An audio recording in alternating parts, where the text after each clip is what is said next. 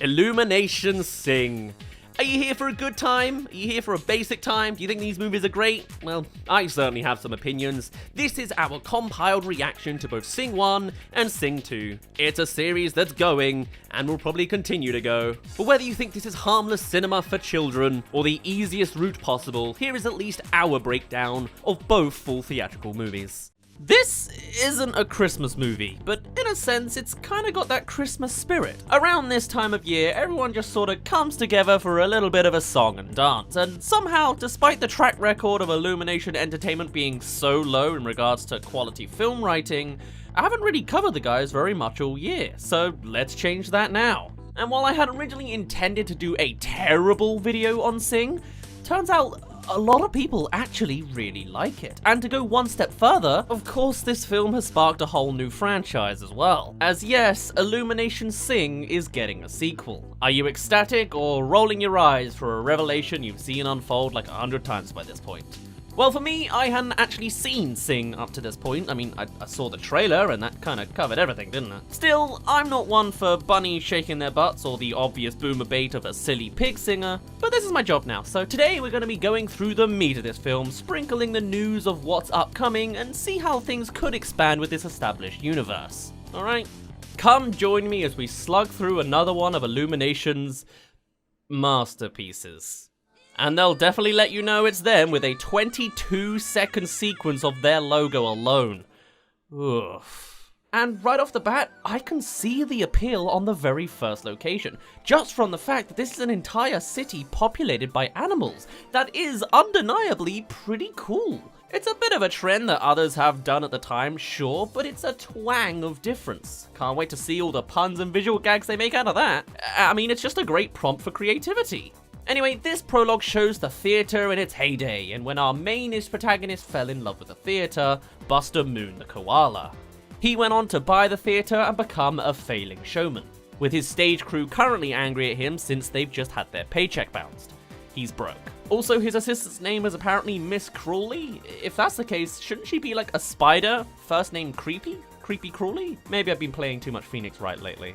Anyway, Buster Moon escapes the place running above the entire set and cycling through town. It's here we get introduced to all of our other protagonists. And this sequence actually starts off pretty great. Buster cycles past this one alleyway and the camera lingers onto it as we're introduced to our first contestant, the gorilla, Johnny. And what's he doing at this time of day? It's actually quite dynamic. He's part of a criminal heist with his dad being the lookout, though his heart's clearly in the song in his head. The mission's a bit scuffed, but they race away anyway, and that is an awesome establishment, and such an interesting arc for an otherwise wholesome musical competition story. The rest doesn't hit me as good. It hits different, badly. I loved the transition of two characters physically being within the vicinity of each other. That kind of stuff's just my jam ever since Hoodwinked. But the rest of this wander across town is just the camera going on a ride to its destination. There's no real reasoning to, other than that that's where the characters are. And to me, that's a shame. Especially because, like, Johnny could have easily just driven past this next house so easily. Anyway, your other characters are pretty standard tropes. Johnny is too, but he's the most interesting. You've got the pig mother with a million kids singing Katy Perry's Fireworks about wanting to start again. Kinda sounds like she hates her kids, but you get it there. It's a hectic house and not a very supportive husband. Then we zoom to a club gig with the duo Porcupine Band, where the guy complains of the girl not staying as the backup vocals. And then there's this random house with one elephant being really good at singing Happy Birthday. Isn't this, like, regarded as being really douchey? Maybe not to your family. Still, in this case, the family are aggressively supportive, but the elephant herself is too shy.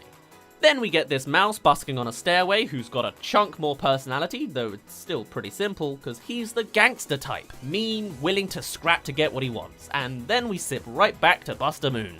Overall, from just the characters, I see why people like it. But it's not amazing, you know? Everyone's just kind of an archetype, and their animal traits aren't really relevant. The elephant is ironically not loud, and the mouse is. Also, I guess they're kind of like a Frank Sinatra Rat Pack pun, maybe? Pigs have a fair litter size of like 7 to 14, but wouldn't a rabbit work way better for the mum? Anyway, even in the next scene as Buster is asking for more money, there's no visual jokes in the background. Everyone's eating cake or soup. There's no connection to which species are meeting, and maybe I've been spoiled by the likes of Zootropolis or BoJack Horseman, but what's the point of having them be animals if they're not gonna play with it more? A singing competition? Who wants to see another one of those? Yeah, that was my first impression too. So Buster sets up marketing his new show idea, setting out a $1,000 prize money competition. Some hijinks happen to crank that number up and all the posters go flying out the window. Who needs any other kind of marketing when wind will apparently do everything else? And it literally does. Sure, I'll believe it for a film like this. All our guys witness a poster very conveniently, or maybe this movie's just highlighting the few people who did see it and every other potential winner just never did. That's my headcanon anyway. I made you some coffee. Oh, I got a little thirsty on the way up those stairs. Huh, I guess that's why they skipped on the jokes. They can't make any good ones. So of course, everyone's lining up for their chance, and Buster still hasn't seen the $100,000 error. What follows next is Illumination flaunting their budget with 100 licensed songs back to back to back to back. It's your Britain's Got Talent montage of acts, some good, some bad, some you'll recognize, and still none really using their potential. Sure, the shrimp are synchronized swimmers and the kangaroo has a roo in their pouch who sings, but beyond that, it's really scarce. It's just a bunch of trailer bait, though at least I can appreciate it shows a lot for the trailer without really revealing the story. If only they kept that up with the trailers. Anyway, through this montage, Mina gets her moment and messes it up. I don't know if this is a cliche subversion because I don't watch many musicals, but I like the turn on this. It's a little more substance. And with the day done, Buster picks his favorites. That's totally not everyone from the entire day. He picks just the girl in the porcupine band. Nice, love the drama. Then for the soloist, this Buffalo Richard then goes on to randomly fart all over the scene. Oh my gosh. Oh, what is wrong with me? Then he steps on Ray the Snail with a poorly integrated Wilhelm scream, and then he runs away farting. Gotcha. Oh, whoopsie. Oh. I was kind of getting into this simple plot, but Illumination always just has to go down to this level, doesn't it? You gotta work on that checklist. Wilhelm farts galore. Then Buster goes on to hire Daniel the Giraffe, but gets angered for the hearing issues from being way up there, the rare time they actually use a joke on the animal part, but that's what leads him to eventually hiring Johnny. Of all the routes to take, this is just terrible writing. And because they tackled the joke here of all places, it kind of comes off as discrimination or ableism. Like, how do you mess this up? And the other beat has the pig mum Rosita partnered with Gunther, the boomer bait. And only now do they discover the $100,000. Please, blow that nose of yours. No, not in here. Is this supposed to be a funny joke? Anyway, now we've reached the meat of the story, so here's some info on the sequel. For a start, Illumination was so eager to milk this thing for money that though this film came out in December of 2016, the announcement of the sequel came in January 2017, just 1 month later. And since we're still talking about it now, you can imagine it's been delayed a bunch, for all sorts of reasonings. Currently, it's established to now release on December 22nd, 2021, in just about a year's time, so brace yourselves. Back to the original, and Buster isn't fazed by the impossible odds, saying at rock bottom you can only go up, so he'll see them all tomorrow for rehearsal. Logic. That night, Mina's mourning her loss. Ash the porcupine is trying to convince Lance, the boyfriend, that she should continue to gain the money for the both of them. Mike is struggling to get into a nightclub to chase some girl. Johnny is hired as the new getaway driver for the big hit. And Rosita is struggling to find a babysitter, so instead, she scraps together a massive Rube Goldberg machine.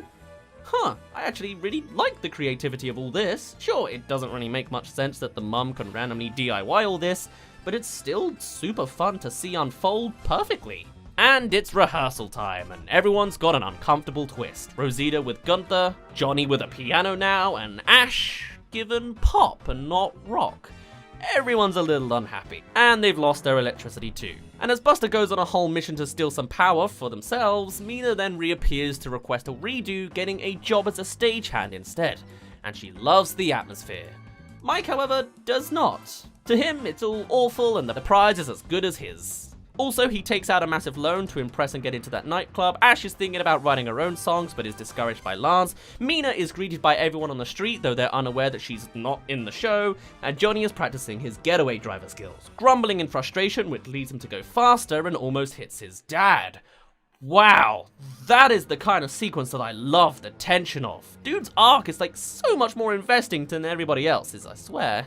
Though at the same time, it is still pretty generic. It's a weird one. Rosita witnesses the success of her machine and Buster reminisces on the theater's opening. Oh, I love that match cut. Any spice of creativity is all I ask for. Anyway, another beat of concern, Judith from the bank has visited, saying he needs to settle his account or they will repossess the property. No shows have ever worked before and they have no faith in him. So as an alternative money source, Buster finds solace in connecting to Nana, the celebrity who he watched in that prologue, though she is supposedly brutal. Rehearsals again, and I swear Mike's like the only one who actually plays with his size, dancing with the mic flirtatiously. Anyway, some hijinks happen with Buster randomly having Crawley's glass eye in his drink, spinning it out to almost crush Mike, knocking out this side character Pete the Camel, and destroying part of the stage. Also, I thought Mike was being witty here, calling Mina Dumbo. You almost killed me, Jumbo! It wasn't me. Oh, is that so? But it turns out he's saying Jumbo instead. Shame. Almost witty. So Pete's out of the race, as are these frogs I didn't really establish because they're arguing and breaking up. You knew they weren't getting in anyway, you know, they barely had names. So Mina is hired anyway, without even hearing her singing voice yet. Okay. Rosita has a whole feat routine plan that gets devastated that hurts me more than it should. Ash continues to hate her pop style, Johnny is struggling at the piano, and now his dad's calling in the middle of it. So he leaves early. And that night, bit of an abrupt jump to immediately later, considering Johnny was supposed to leave early and not like at the whatever. Ash breaks up with Lance after he's paired with another female porcupine. Mike scams some bears out of their money at poker and gets caught for it, escaping by car, and hey, they actually use a rhino horn to pop a balloon. It's something. I swear I'm starving for some actual flair, you know? The next day, Buster is calling Eddie the business friend, only to reveal they're actually in the same place. It's been done before, but I somewhat appreciate it. And they both go to Nana's place, where she accepts an invitation to see the performance for herself in a dress run, to see the good old days of the old theater. But anything's better than spending another evening playing checkers with this old fart. What? Huh? He's not old though. What are these jokes? But hey, it's another match cut. Is that like his motifing? Alright. Dress rehearsal time, but Johnny's got that heist happening now. Oh, I love the drama on him. Grumpy that he's there, he's told he has to wait exactly 37 minutes for their re-arrival. That's enough time to disappear, right? So practice is ongoing, Ash is crying over her style, flinging pines randomly everywhere. Johnny arrives, but can't squeeze in early. Rosita performs, but falls flat on her face, because dancing's too hard for her middle-aged body, I guess. She just can't get her head into it. And the joke that follows is one that I actually think is genuinely good. Are you okay? Oh, yes, I'm fine, thank you. How are you? So it is Johnny's turn early, I guess. He rushes through his song. Rosita is unconfident on her place even being here. Mike is suddenly very nervous about the bears after him, and then immediately switches to just insulting Rosita and how she fell over, and then he's just all confident again. Okay, well, what a switch. And Johnny vanishes quickly after failing. He's got to use his backup song instead. He zooms to the getaway alley, but it's stuck in traffic. A buffalo has hit a lion. Why couldn't it have been like a deer because of the headlights, or a sloth being slow, or a peacock spreading its feathers in threatening anger, you know? It's so simple to do something like this. I feel like they've already got a deer model, don't they? And the gorillas are caught by the police. Time to speak to them immediately in prison. Also, like, what's the backstory for each species talking to the other species here? It's not established, and not even a joke either. There's no hedgehog talking to a fox for a sneaky little reference, or a koala and a kangaroo from the same lands. Not even something like a giant bear and a tiny bird. It's just all random, and lazy because of that fact. Anyway, you know how this scene will go. Dad's angry, he learns at the singing contest and is not impressed. It's already super cliche at this point, but the blaseness of the trailer really hampers down the effect of it. I guess the trailers were built for parents to watch to judge for their children? It's still stupid, and feeling guilty, he asks for extra piano lessons. Probably a good idea. And here's another sliver of Sing 2 news. There's honestly very little to go on at this point, which I guess is a nice change, all things considered.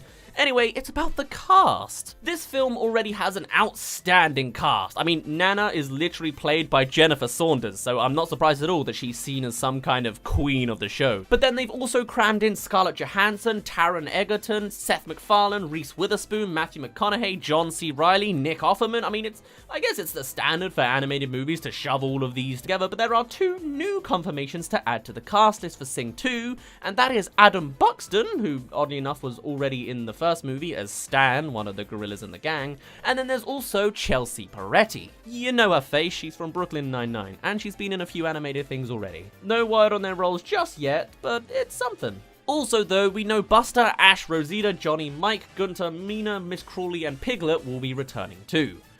Supposedly. That's pretty standard though, isn't it? Anyway, with that minute detail out of the way, next up there's this admittedly not bad sequence of Rosita in the supermarket getting into the flow of the music and finally letting her body move without thinking for the first time. It's cute, and I like how the staff guy contributes. Meanwhile, Buster and Mina are working on the next cheat, redesigning the entire stage. Taking window panes, sourcing the water tower, hiring squids. I like the creativity, and it's a callback too. Mwah! And today's the day for the dress rehearsal. Rosita's machine is broken this time, Johnny's getting better at piano, Miss Crawley randomly falls over for the funnies. Ash is practicing her original song, Buster Loves, that's very lucky. And Buster convinces Mina to have the bravery to perform, though she's literally never sung in front of any of them before. And now it's on the super high stakes of impressing Nana? I don't buy it. Anyway, it's time to perform, though the bears spot Mike and threaten him, only for Mike to say that Moon has their money, $100,000. Buster, meanwhile, is revealing the new stage, powered by luminescent squids. That's quite the illumination, ain't it? Though surely the squids would have needed so much, rehearsal time for all this. Still, it's a genuinely interesting design for a stage. And then the bears crash in, forcing their way to the prize money where it's revealed how little there is. And right on cue of everyone approaching Buster, the stage cracks in half and the whole theater floods.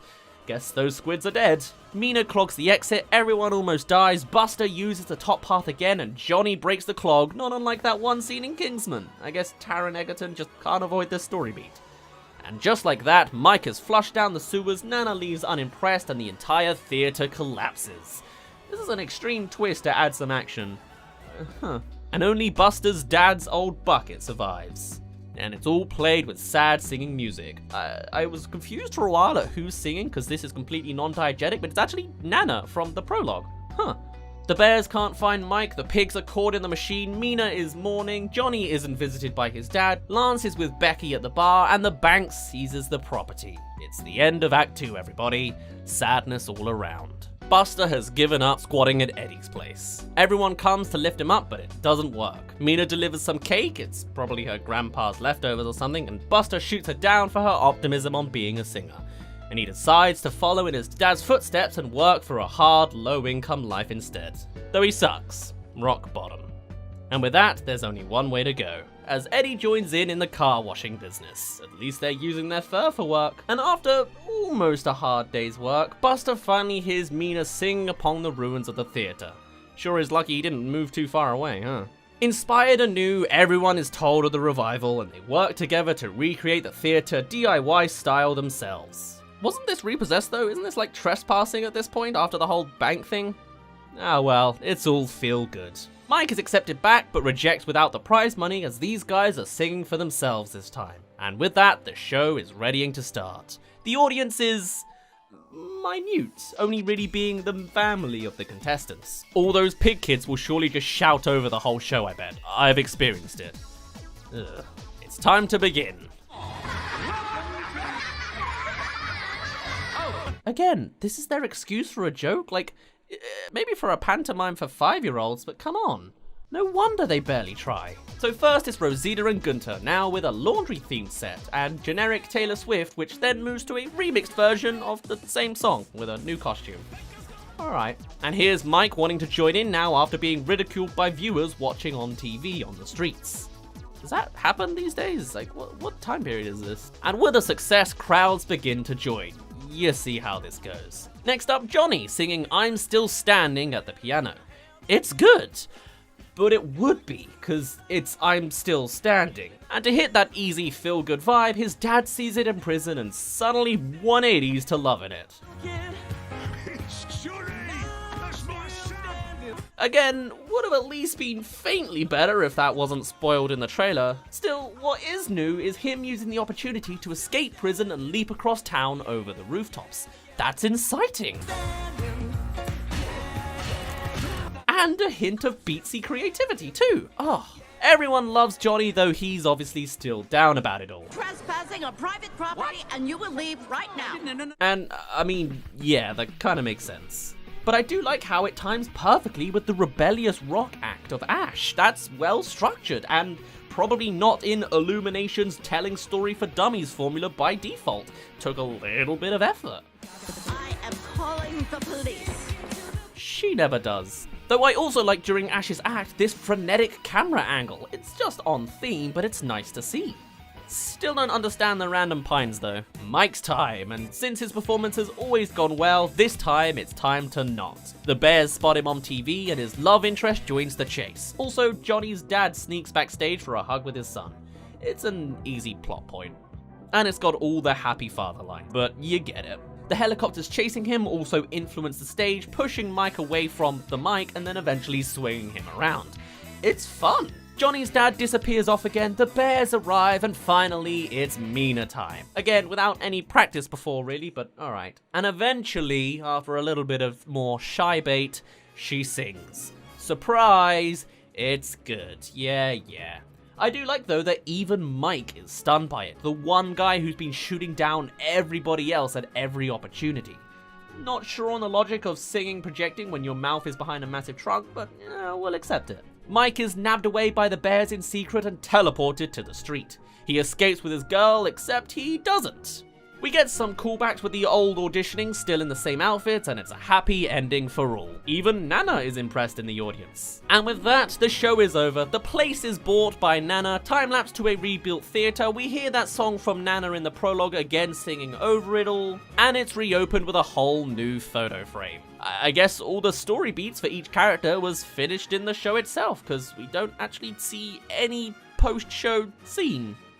That's a shame. I kind of wanted to see, a bit more dialogue. It's a bit abrupt. Everyone succeeds, happiness all around, and Mike...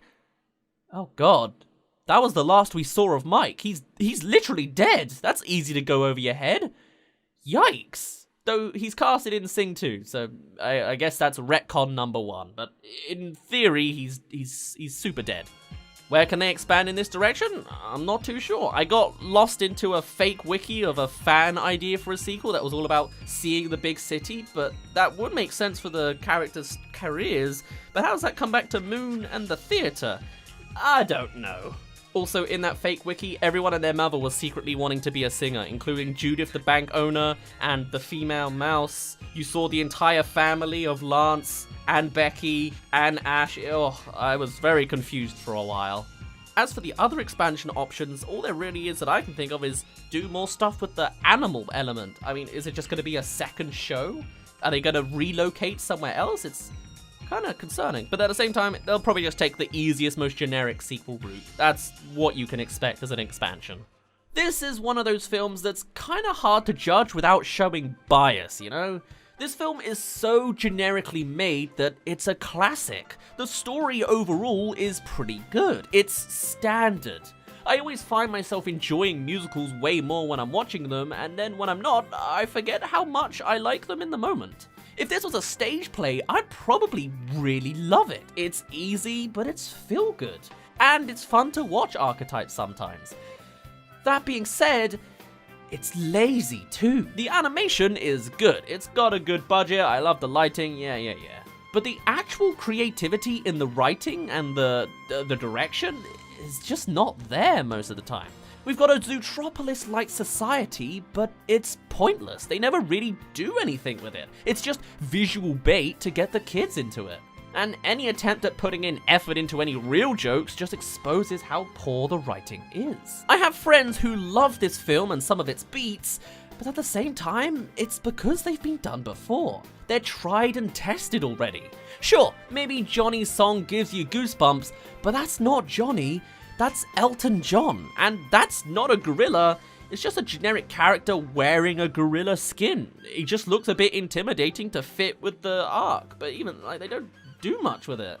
Every highlight of the story feels unearned because it's just regurgitated from something that already exists. But at the same time, it's a massive crowd pleaser. And is that not the purpose of movies anyway? If it cuts corners to get some cheap applauses in, but satisfies the masses that watch it, can you really call it a failure? No. And the reviews reflect that. But to me, the quality is still lackluster in regards to the actual originality it brought to the table. I like the story, but that's just the skeleton of the premise. Everything else is just lazy bait on top. And Illumination should feel bad for that.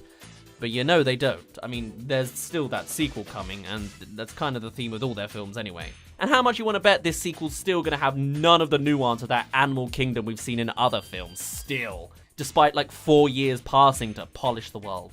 Maybe it'll be a welcomely nice surprise, but I'm not holding my breath. Merry corporate Christmas, everybody. I would call this a terrible movie, but it's debatable. What's undeniable, though, is Sing is coming back. See you all in a year. Welcome to a brand new series on the channel I'm coining as the Unwatched series. There are only a finite number of 3D animated movies, and it's only been around as a genre for like 30 years. So I am determined to watch practically every one there is. So come join me on my journey as I watch my unseen catalogue, which today includes my reaction to Illumination's Sing 2. Oh, and one more thing, this series comes with a whole new format. That format being flesh tuber content. Okay, let's do this. Illumination Sing 2. I don't really want to watch this movie. This is a terrible movie that I somehow haven't seen. And then again, maybe it won't be terrible. I mean, I haven't seen it yet. I would assume this is Illumination doing their peak Illumination thing, you know? Once again, coming out at a time when I apparently was just not doing my job and not covering it. I don't know why. Let's finally finish the bill of the Sing series until they announce Sing 3, which they, knowing my luck, probably already have. There's a handful of Illumination movies I haven't watched, mostly the Dr. Seuss ones, because I'm not a big fan of Dr. Seuss in general. I feel like I might be one of the rare people that saw Hop before they saw any Dr. Seuss movie. But now we're finally here with the mission statement to watch every animated 3D movie there is, or at least the ones I certainly would like to. And it's a perfect opportunity to try out this new format I've got going on. It's still only episode 2, so, you know, bear with me. But enough riff-raff, let's get into things, shall we? Ba-ba-ba. What a relief it's not the Minions doing it, eh?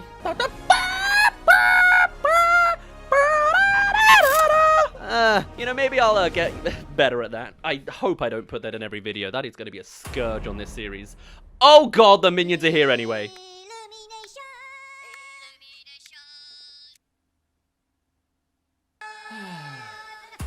I mean, why was I expecting there not to be Minions? Alright.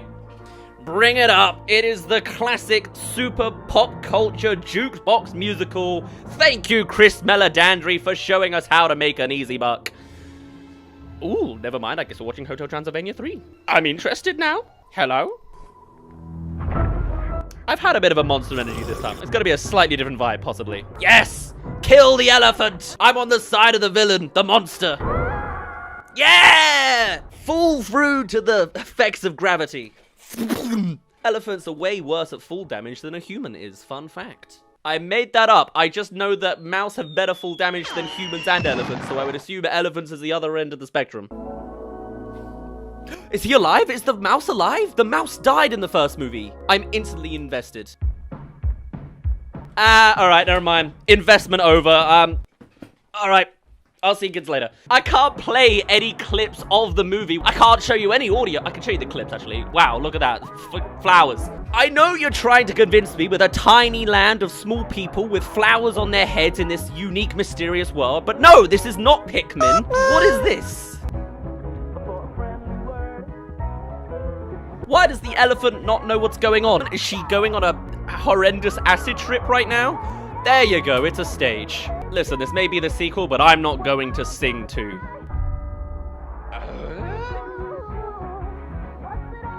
Now, I will admit, I do like Edgar Territon a lot. I don't know. I love him as, not necessarily as the monkey. I just like him being involved. I wish him all the best. I wish all the cast all the best. I do want to say, this is just not my kind of movie. Who's playing the brass? That's the animal I want to see.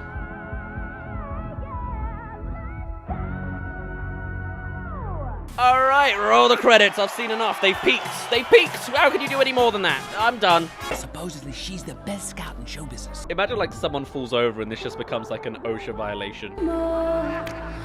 Why does this movie keep sexualizing the animals? It's not commentary about the state of the dancing industry or Hollywood stuff. Well, looks like we're about to take this show to the entertainment capital. What is the entertainment capital of the world in the Sing universe?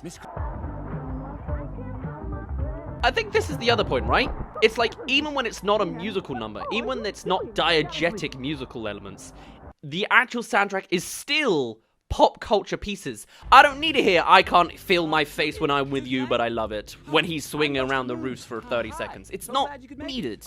You're not good enough. You know, Finally, you never someone will have gets that it. pop- But trust me, you'd never make it in the big league. I do love, like, the visuals, though. Like, I do very much feel like I'm getting a Zootropolis element, like, obviously, because everyone is an animal. But I just like the actual lighting and visuals is nice. Now it looks like an Illumination movie. Is that weird to say? When she was at the car outside, it looked extra photorealistic. This now suddenly looks like the Minions could run by, but oh well. Get out of the road, you idiot! Hey, bikers get rights too, buddy.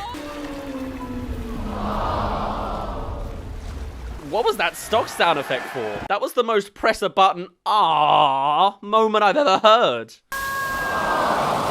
And then they played it again! That's so shameless. It's the exact same sound effect. What was that? That was like a crowd of NPCs with the same hive mind. Aww. Yay! Aww. I wish I could just be as emptily following as that whole crowd of people. Once again, this is a jukebox musical with pop culture songs shoved in between the jukebox musical. Actually very impressive when you think about it. Thank goodness someone did it. What can I say, Nana? We do need some dialogue in this Illumination movie, okay? We can't just have singers singing the whole time. Roll out the red carpet for the great Buster Moon. Who's her voice actress again? She sounds great. I want to say it's Jennifer Saunders, but I don't know if that's right. Sing to voice cast. Yeah, it's Jennifer Saunders. Nana Noodle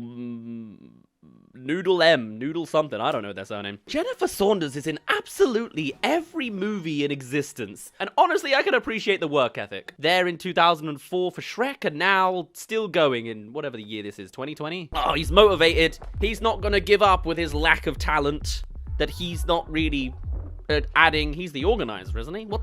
Like, he just wants other people to be better? Oh, I don't get him. Listen, this movie asks you to switch off your mind, and I'm already halfway there, okay?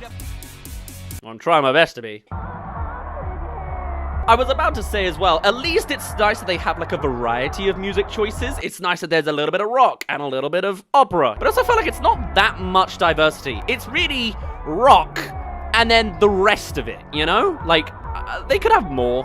Hey, but what are you doing after the show? Nothing. I bet we are not going to see the Frank Sinatra mouse. He actually got eaten at the end of the first movie. I hope they confirm that's not real, but like, I think it's real. I pay what I think you're worth, sweetheart. Oh, unless I get paid like everyone else, I'm out of here. Let's go. And that's Illumination's approach on the wage gap. I have dreamt of performing in Red Shore City since I was a little kid. Red Shore City. And we're sure gonna need that. Whoa! What the? Did say dress to impress. What? I blocked out a chunk of that, but alright. They're all going to the big city, huh? Off-brand Kermit the Frog's doing his best.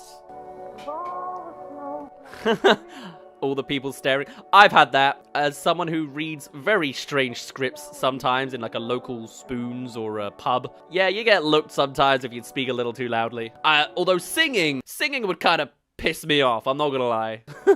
No, this is not how the world works. Please don't teach kids to sing on the bus. Everyone's obnoxious enough already on public transport. Please, spare me. What are the lessons you're teaching the kids, Illumination? This is really Zootropolis in a lot of ways. Except it's not themed to animals as species. Everyone just is an animal and is in a relationship with only their own species? What?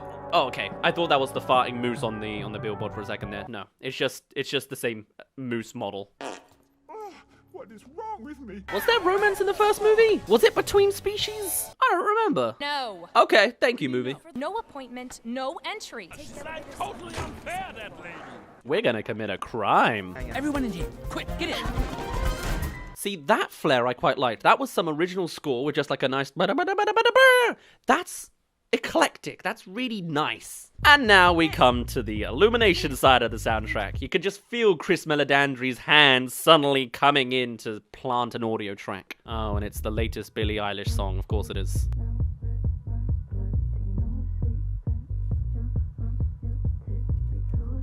Wow, this is quality content. Now this actually I like, visually, not the audio. What an interesting example of an action sequence for the Sing universe. We could all get arrested for... There it is. I was like, where's the chorus gonna break down? And you see, I'm enjoying the sound because it's good music, but I don't know if the movie deserves it, you know? Everybody mop. Are those NFT monkeys? No, it's just monkeys in suits. God, the modern world's ruined me. Oh, was that a Bored Ape? This would be exactly the kind of movie that would do a Bored Ape. Chris Meledandri had NFTs, I'm sure. If Jimmy Fallon can, of course Chris Meledandri has them. He's the only guy that can afford them. I'm not a fan of NFTs, by the way. They're already outdated. Look at this movie. It's 4 years old and it's already outdated with its NFT presence. That's me. I'm that wolf. This is how I feel. Yes, he gets it! A little bit Simon Cowell, but it's fine. Nice. Okay, no, they're not. They're just fancy apes. Oh, I say. And you know what this is? This is retreading the traits of the first movie. They knew what worked. I bet it's the same time in the movie. We are 20 minutes in, 21 minutes in, right on beat for a montage of auditions. More Billie Eilish. I remember this being a thumbnail I made back in the day as well. How many goddamn licensed songs can we fit in a single movie? Oh my god, this is awful! I want to see, like, I don't know, man. I don't know what I want to see. I'm kind of, like, learning to get along with a jukebox musical. There are some good ones coming out soon. And I'm like, oh, maybe jukebox musicals as a genre isn't so bad. But this is so many goddamn songs that this whole video is going to be muted at this point. Everybody, if you can leave immediately. Thank you. God, spare me. Be useful or be gone, okay? Yes, sir. Why do I like the wolf? Whoa. Clay Callaway? Just gotta say the right names. If I show up into Hollywood and I'm like, hey, Elon Musk, Jeff Bezos, Chris Meledandri, am I right? Yeah! That's how the industry works. A spectacular musical. Are you now gonna tell me that a bunch of vaguely better than amateur collection of musicians are going to now be improv musicians? Tear down the wall. Yeah, that ain't happening. Then you could get him in the show. Everyone just wants to network their way upwards. He hires someone based on networking. You know, this movie is actually surprisingly on point, I bet. All it's missing now is Nepo babies, and then we're good. He just wants someone to show up and do the show for him. What's he contributing? The marketing, I guess? 3 months to make a show that already exists? 3 weeks! This is a terrible business plan. Never let that happen, sir. That one line there. Oh, we'll never make sure that happens, sir. That sounded weirdly echoey to me. And the one straight afterwards was fine. That was weird. This might be one of those movies where everyone was voice acting separately. Mama always said you're not as stupid as your papa. Why did I like that?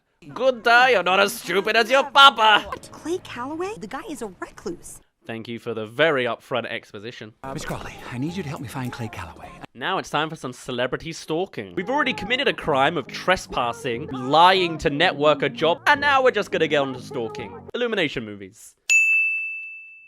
Mr. Moon, we're your production team and we're here to start. Yes.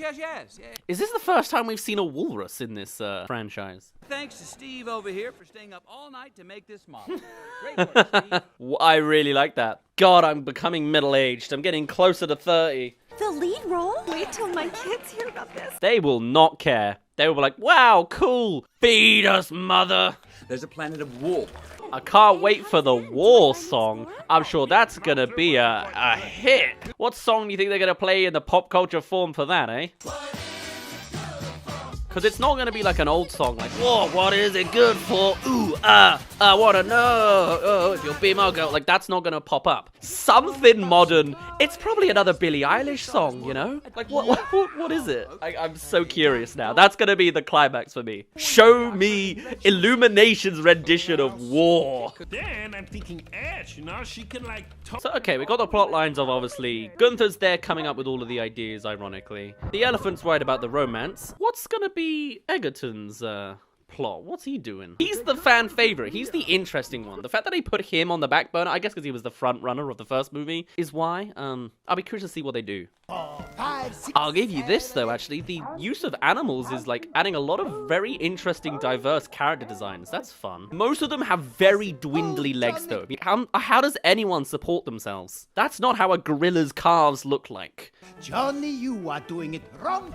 Trying. Okay, so that's his plot. He's scared and can't handle the ballet elements. Nobody's thrusting. Do you not know what thrusting is? This is not a thrust, my boy. I'll show you a thrust.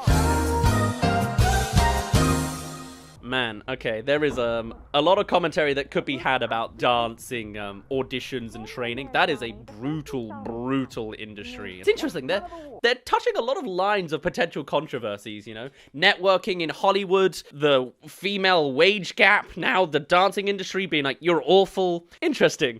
This movie's trying to be as political as it can be within the Illumination confines, I guess. Including a song about war. Yeah, it's really political. All right. Ugh. Is that High School Musical? Where's Callaway? On her way to meet him right now. Oh man, there's so many Zootropolis overlaps. Like, not necessarily a slow character, but an old character now speeding through the vehicles. With another song chucked in there. On the right, okay. That's nice though. Nice simple joke. Oh man, the visuals of the nature are really good. Has Illumination done a nature movie? Like, they've done the Lorax, sure. I like the fauna in this movie. I really am closer to 30 than I am 25, and it shows. Kind of makes me feel like it's like Back to the Future, you know, like just a car in the middle of a fauna that's not supposed to be in. Look, there's even a crossed over sign, like when it was buried in 1885. I could watch a Back to the Future animated movie. I mean, I don't want them to make a remake of it. I'm glad it just stays as it is, but it could totally work as an animation. Is there a TV show of Back to the Future? I'm gonna look that up. I could easily cover that in this. There is a video game sequel. Anyway, I'm rambling. Now this is my dream house if I ever saw one. Setting off fireworks as little trip mines. I hope it's got a hidden little section behind a bookshelf. This sounds like Back to the Future with a big boop, boop. Okay, that just sounded like a car. But you know what I'm saying here. To be fair, you were trespassing, my guy. At what point is that a crime the other way round? The paintballing of someone else's windshield. This is my daughter, Portia. Hey, is this like a sci-fi show? Come on, sci-fi? It's like doing a whiffy joke. Is Mommy gonna jump off that? I can't wait to see the grievous bodily harm that's about to happen here. Oh my gosh. That's even worse, that the staff is there without a harness running over. I can't let you jump off here. Daddy! He won't let me jump! What is this? Some people have a Darwin Award waiting for themselves. This girl is on fire! You know what? Oh my god, they've just done it! This is a Nepo baby! Represented in Illumination Sing 2. We're covering all the elements. If the NFT Bored Apes can get in, you're damn right a Nepo baby gets there too. To be fair, she's also got talent, but that is the most obnoxious audition I've ever seen. But here I am, and I'm young. And I'm young. Oh, okay, I like that. We're getting into the age gap? Age gap? Wave gap? What you got here is an opportunity. Nice. So she has talent, but she's hired because of the nepotism. That is pretty on the nose. Mr. Hollywood Chris Meledandri knows how Hollywood works. That whole rings moving around thing. Creative, quirky. Rings going around thing? Creative, quirky? Have you heard of the effect of orbiting, Mr. Wolf? You really were scared up there. Right. Just find her a replacement role. Like, that's okay. Yeah, okay. If she can't do the jump, it's fine to be replaced. Like, yeah, it's sad, but it makes sense. From all regards, this is for your safety as well if you're not, built for this kind of dive fall. I don't hate every joke in this movie. I think it's already doing better than the first movie. What? 1, 2, 3, 4. Ooh, so this choice of music I quite like. That's nice. And it's diegetic. Why'd you have to be so mean all the time? Only when we suffer can we be great. Okay, Whiplash. See if little Johnny has learned the steps. And then it goes into actual montage music. That's better, I think. Do I hate classical music in movies? It's kind of another pop culture reference, but in a longer standing format. It sounds like he just needs more practice. Do it in your off hours. Ooh, okay, though. Actually showcasing it as the shakes, that's really interesting. So, no head. I think these different character arcs are really interesting, the different sort of problems they bring up. Here's another new animal to add to the mix, though. I think Illumination's falling into this again now. We already have a giant ensemble cast. I guess we're adding even more now. Mate, you're amazing.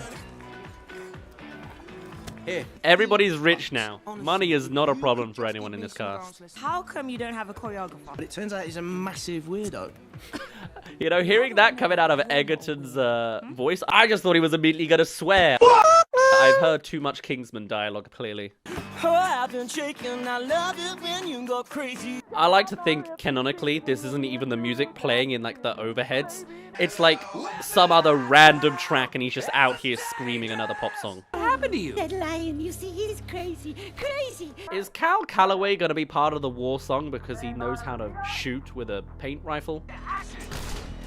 Oh, God. Hey there, you've just made it to the halfway mark of this video, so this is the quick plug to tell you to subscribe and give us some feedback if you have any thoughts about this series that we're bringing out. This is the Unwatched series where we're going through every 3D animated movie I basically haven't seen, and we'll try some other stuff along the side. I'd love to get your thoughts on it all. I'm trying something new. It's very scary. I've never shown this much of my face in a video before, so I'm pretty horrified. But otherwise, thank you for watching halfway through, and let's get back to the rest of the watch party of Sing 2, eh? Oh, God. Take that, you nasty alien monster! Ah, okay, so you got a singer that can't act. He cannot act. Excuse me, but Mr. Crystal wants to see you. He means now. Well, let me ask you something. What did I do to make you disrespect me? What? Think I'm an idiot? Some kind No one makes me look like a fool. If you didn't have my kid in your show, you'd be out of that window by now. Ah, the Nepo baby saves the show. Got to figure out the ending of the show on your own. How long has this show been in production? How have they not written an ending yet? Like, it takes ages to build the set design, you know? Oh my gosh, there he is. That's him. Holy moly, it really is. I can barely see him. We just want to talk to you for 1 minute, that's all. Yeah, you really shouldn't do this, man. Don't stalk a celebrity, you know? Don't show up at someone's house. This is not good, actually. Like, the vibes are awful. I'd feel horrendous if someone found my house. Don't do it. We've all seen the viral PewDiePie videos. Here's a solution to your actor story. Make her so that she can't speak, and then the only time she can speak is when she sings at the end. Ouch. What are you doing with your face? Smiling. What is that? Animation trickery, so that the mouth's on one side. That's all. 5, 6, 7, 8, and... Would you like some ice cream, ma'am? Your Majesty? See, I was asking this earlier. Is there any romance in the franchise? Apparently, even though there is all these diverse species around this universe, you can only get with your own same species. That's just the way the world works in Illumination's eyes, huh? Pigs and pigs, elephants and elephants. Ooh, are you okay? Yeah, she's ruined it now. That's a pretty big blunder to make at the end of a first impression. At least she kept her ears shut for it. We were just discussing whether he'd consider being in our show. Not in a million years. And I want you gone in the morning. Hey, that's a sleepover. 1, 2, 3, 4. Yes! Hey, nice. That's progress, man. You're not ready to be busting out these moves. Don't worry, we'll build up to it. Okay, see, as someone who has 17 left feet all in his right foot, I don't think any amount of flow will allow me to dance like this. You can't just say go with the flow. My body doesn't bend like that. If he's like that kind of same sticky element, this ain't gonna happen. You don't feel me, kiss my... Excuse me? Did they really just sneak in that lyric into an Illumination movie? Okay.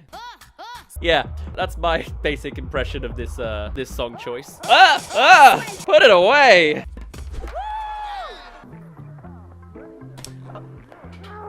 I don't know what this says about the state of dance instructors, you know? Like, I guess it's kind of nice of a story of, like, just a working class person on the streets able to do a better job at training, as opposed to the people that are actually hired as professionals. And I guess that's maybe, yeah, maybe they are bad in Hollywood, aren't they? Honestly, this is gonna be the greatest show I have ever made. Whoa! I wonder if it's gonna be Nanny Noodle who's gonna actually convince Claire, you know? I think they spoiled this in the trailer, but I don't remember it because it's been so long ago. This is all because Here it you is. lost your wife, isn't it? Don't bring that up. That is no. Don't do this. I know you're grieving. Your loved one is dead. Come to our show so we can monetize it. Yeah? Now you're convinced. On your own. On your own, lonely, gonna die alone because she's already dead. Don't forget. Incredibly awful taste. I'm on the side of this guy, to be honest. You should go back. Me? What about you? I'm gonna remind him of his dead wife again. I just need to help him grieve some more, and then he'll come by. All right, folks. Tomorrow we have our first run-through, so let's get this show in ship-shape shape. Ship-shape? Ship-shap shape? Is that a thing? Ooh. For 1 second, we had almost stop-motion animation. I think it was just meant to be a time-lapse that just showed, like, 4 pictures, and that was it, but that was nice. Why is she happy now? Did she have a... Oh, no, we've had no progress on her thing. How many plot lines are there? Maybe 4? Captain's log. I must take care. I think I would like to watch a movie or a show that was this bad. I think there could be something really funny about that. You know, like make a parody movie where one person's clearly not able to act, but they just get treated as seriously. I think that would be really funny, ironically. To make it the best it can be, I gotta make some changes. We're gonna put you in a muzzle, darling. Firing me? No. Your stupid sci-fi show can go to heck. Oh, she said heck. Oh, bloomin' hell, she's really serious now. Holy shit. So remember your dead wife? Let's get back on the conversation, eh? How old was she? How old were you? Are you older than the time she was when she died already? Oh boy, ain't you a loner. Don't watch me watch the beginning of Up. I will ruin it for you. Your wife is dead, and now you're alone. Where is she now? We'll never know. And your wife is dead. Like seriously, that is the tone of what this movie just did. That song was literally look at you now, sad, lonely, rich loser with dead wife. And now all is saved. Roll the finale. Fired from her father's show. Is that meant to be Ellen DeGeneres? Just salutes. We got him. What? I got Callaway. And it worked! What a surprise! Dead wife wins the day. And Callaway, he's coming. Just outright murder. Is that how it goes in Hollywood? That'd be such a news article to realize like someone was dropped off of a building for being unsuccessful. Apparently, I guess you'd be extra beneficial if you were a bird in the Hollywood world. Are there any animals that can fly in this universe? Either way, yeah, they're immune to Hollywood threats, apparently. Huh, what a plot hole. I never thought of it that way. And I'll finish the job later. I don't feel like throwing you over again. That'll take me half a second to do. You need to get out of this city and never ever come back. Meet me back at the hotel. We're live in 5. Typical. Crystal! Come on out here, Jimmy! He stands like Gru. Moon got out. This guy's hiding in a suitcase. This is the weirdest like plot line to try and fit in an action sequence and death. Running and hiding away is not all that it's cracked up to be. Well, you weren't exactly hiding from like thugs. You were just hiding from your dead wife. Did I mention that you had a dead wife? Talentless little twerp called Buster Moon. It's not like we can just sneak in there and put the show on behind Crystal's back. Do you have a venue? Do you have the pricing to market the whole new venue for that whole thing? That's a logistical nightmare, I swear. We're gonna jump out that window. I'm beginning to like this guy. No, that is mad. Are you kidding me? Did the pig mum do it? She did, but that was her whole thing. She couldn't jump. She had height issues, and now she can just do it because life or death. Yeah, okay, no, I got it. I get it. Never mind. No one is supposed to be in here. That was the most echoey delivery I've ever heard. I don't suppose any of you can tap dance, huh? Well, how are you gonna hire the rest of the staff? Are they the whole staff? That is horrendously hazardous. Also, they accepted that? Did they get paid? This is a logistical leap of faith, honestly. And now she just comes back happy? I know someone who can protect us. Right. Ah. We're on our way. That's my son! That's my boy! Oh, Big Daddy's coming to save my son from prison! I came from prison. You know what I mean? Alright, sure. I don't believe this whole, all of these monkey chipmunks can do everything. Also, if they all perfectly master tap dancing in the time of one evening, compared to Johnny having a whole sequence of learning to dance, that is mad. Norman. EMP above. Ah! You know what this is? This is just the Minions moment. Just absolute slapstick madness. And also they can speak English.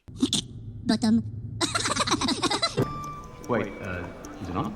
Good evening. My name is Buster Moon. And what's more, this show is completely free. Okay, you know, I had a question about the logistics of marketing, but I guess just hack into the comms. It's Moon. He's taking over the theater and he's putting on a show right now. What? Okay, that's a little bit basic. Why is the wolf already going to bed? What time is it? The show's starting. It's probably like 7 or 8, right? He just wanted to get his junk out in front of his staff. Like a real Hollywood higher-up. All creatures great and small. But not the rat, because you've been eaten in the last movie, remember? I have landed on the planet of war. Oh, here comes the planet of war. What song we getting, boys? Bah! Bah! Just a little bit of Bo Burnham.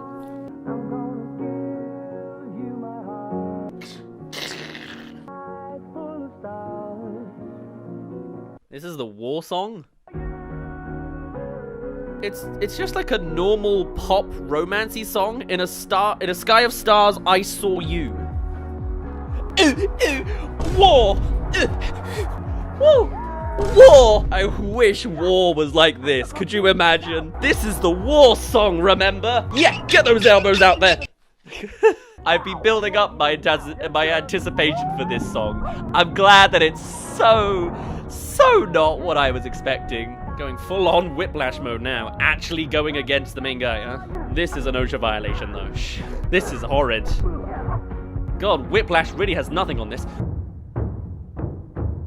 Ah, now comes the improv section that's known from every scripted musical number. Already done the whole choreography, even if it went poorly. So I wonder how sync it's gonna be. Just outright stabs him through the heart. Oh, whoa. Was that part of the training? Jesus Christ. Ah, nothing like genuine threats of violence because you are the stronger, more dominant, overpowered species in the form of a giant gorilla. This is the sun. I forgot, because this is a musical, it's gonna just be back-to-back songs now. The plot's done now. America. Are you kidding me? Come on! Now everybody learns how to tap dance? That is like an insult to Johnny's talented abilities. Oh, he almost swore. So wait, in this story, are we for the alien or against the alien? Is the alien a villain in the planet? They just... I shouldn't ask too much about finding the plot line inside of the plot line. Yeah, just imagine the trunk. Imagine the trunk. Great to know that the romance stories in the Sing franchises are segregated by species and race. Noted. So, like, do they lift their trunks up to kiss, or do they kiss around it? Like, you know, I need to know the physics of an elephant kiss here. Oh, and there's a giraffe in the front row of the audience. That is awful. Can you imagine trying to sit in a theater room and then there's just literally a gigantic giraffe sat in front of you? That is evil. What is her trunk attaching to?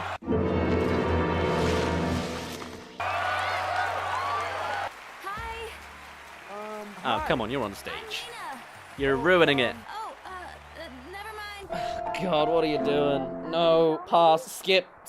There's like a huge wormhole. The planet of despair?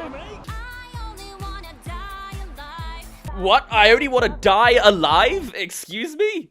What a lyric. Come on, you've jumped off a building, so you already know what it's like. Oh, I can do whatever I want. Oh, he did it. He actually did it. So you're telling me that the fact she actually jumped off of a bridge earlier in the plotline was not the reason that she's able to do this? It was just actually a plot hole? Incredible. Oh no! My murder in front of thousands of witnesses failed? I hate the consequences. If that's the last shot we see of Wolfman, that'll be incredible. He also just dies from a vague final shot with a big villain. Alright, Gunther. Oh, that's right, there's this as well. I just completely forgot about it, I'll be honest. But there's no sign of life on my scanner. The wife must be dead! Oh, no! Oh, if there's no life, then poor Clad Callaway's wife must be dead. I'm sorry. I'm not ready. Wow, the fact he's actually whispering is really interesting for a directing choice. Haven't found what I'm looking for. My wife. I'm gonna stop with the dead wife jokes now. Oh, so even the musical in universe is a jukebox musical. So everyone already knows the songs anyway, huh? Alright. Suddenly this show is less good in the mind of my eye in universe. Also, was that just the ghost of his dead wife showing up behind him? That's really sweet if it was. I just took it as a random staff member. Is this the same voice actor, really? This is not the voice I expected to come out of this deep-voiced character. I won't say it. I think the reason I don't like jukebox musicals really myself is like, this is like the emotional climax, right? We've had all the other lesser emotional arcs, and now here it is. And I think it's that it's such an extended, long, happy reveal. This whole song is, hey, happy song for the emotional height. And that's like a long time to be happy. I'm British, man. I want like a stint of happiness in a, concentrated form rather than an elongated 3-minute happy song. Add on to the fact that the song isn't new. It just makes me go, okay, well now it's happening. I've just got to wait for the song to finish, Hey, the song's finished. That's lovely. I hope that makes sense. Maybe that's an underrated opinion, but I feel like that's how my brain works on this. Wow, it's still so happy after all this time. Some long applause and long bows. Thank you. We did great work here. Great work. Right, Moon? And so they ran. Nice. Made him look like a fool. They're all on the kill list. If there is a Sing 3, they're being followed by thugs. Oh, okay, yeah, we just arrest him on the spot. There's no evidence. What was the evidence? Did someone film it? But alright, sure. Villain go to jail. Of course, there is a TikTok filter as a random additive to the movie. Oh, hey, there is suddenly not species-only relationships. I guess they're hinting towards. And at the end of the day, Kermit the Frog stole the evil CEO's daughter. I'm surprised the receptionist Fox didn't end up being a singer. And they want to put it on at their theater. Also, they were gonna take Callaway out of his retirement mansion to go and live in a more rural town. Like, you serious? So is the third movie gonna have to be like a world tour? I would reckon that's the only way up from here. I kind of thought the first movie was already a city, but I guess now they went to a bigger city. It looks like New Vegas. Jesus Christ, that is a massive theater. Maybe World Tour's not even worth it. No, the third movie's gonna be a road trip movie, isn't it? I can tell already. Okay, fair enough. Well, I'm glad I finally got to see a Sing 2. I would be lying if I said I didn't enjoy it. Whether it's actually a good movie, I think it's one of those things. It's a jukebox musical, which is already kind of negative in my eyes. The fact that they shoved more licensed songs in between the jukebox musical just makes it easy and simple. Was it entertaining? Yeah, sure, absolutely. A lot of the voices I thought were people that I was like, there's no way it's Michael McConaughey, but hey, no, it was Michael McConaughey. What do you know? And Letitia Wright as well. Eric Andre as well. Interesting. It's just another movie, you know? It was playing a lot of the easy things. Nick Offerman was in this as well. Jesus Christ. Yeah, like, it's fine. I think it's not as egregious as the first movie. I think it was interesting how it was... And maybe I'm reading into it by saying it's extra political, but it was interesting how they talked about the female wage gap, and it was like, yeah, I'm standing for myself, which is the smallest, most watered-down version of girl power you could do to the young girls that are watching this movie, I guess.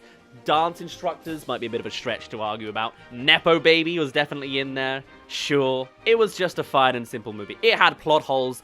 I didn't like any of the jokes apart from a small collection of them, although it wasn't that jokey of a movie. It was just a movie, you know? It did the beats, and it did them quite well. The visuals, of course, were fantastic. The animation was brilliant. It was just another movie. And I don't think it's terrible enough to say that it's, like, not worth putting in front of your children because it's, like, brainless schmuck.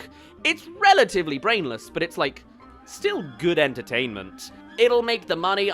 How much money did it make? I'm sure a buttload. And considering the fact that I remember practically nothing from the first movie other than, that's my boy, that's my son, maybe this is an upgrade from that. This movie came out in like the later part of Illumination doing its Illumination thing, and it certainly was an Illumination movie doing its Illumination thing. In preparation for this video, I chugged down most of a can of Monster to have a bit more energy, because I was expecting a lot more wild things to happen, to be honest. It was kind of relatively watered down and nice, you know? I've got a lot of questions about the logic of this animal universe. It's not quite as, you know, in-depth as the Zootropolis franchise. And I'm sure we'll be getting a third one. But when that time comes, I'll get around to adding it to this unwatched series. Thank you very much for watching all the way to the end of this video. Do let us know of other animated movies you would like me to watch that you don't think I have seen, or give us some feedback on the format. This is only episode 2, so I've added a blue light in the corner. And that's about it. I changed the shirt. This movie is great as a way to pass time, but it's also nothing too crazy special. Just a lot of goddamn celebrity voice casts. It's a very Illumination movie. What more can I say? And that's where we are so far.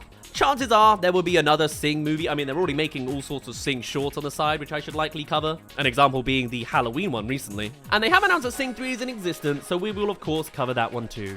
But for now, my name's been Daz. Thank you very much for reaching the end of this compilation, and I shall see you all in a little bit.